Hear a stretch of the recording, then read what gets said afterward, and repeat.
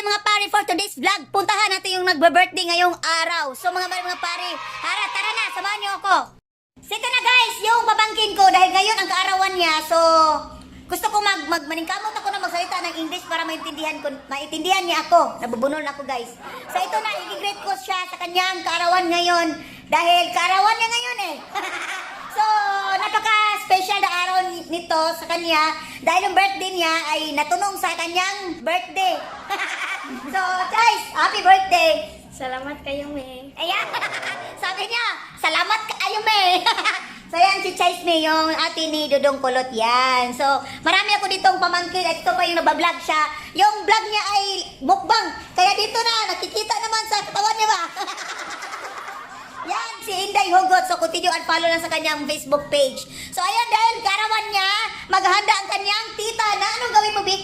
Spaghetti pababa. Yan. Masarap kasi siya magluto ng spaghetti. Yan. Kasi sarap ko. Yan, kasi sarap niya. Pero sad to say lang kasi siya ay matagal na nagiging uga.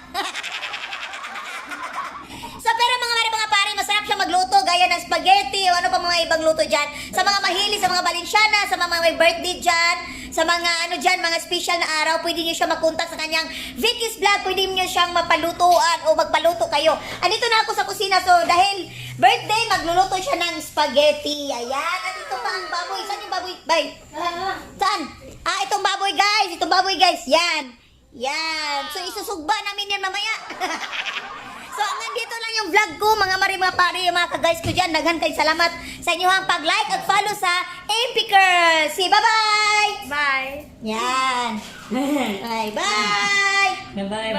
Yan.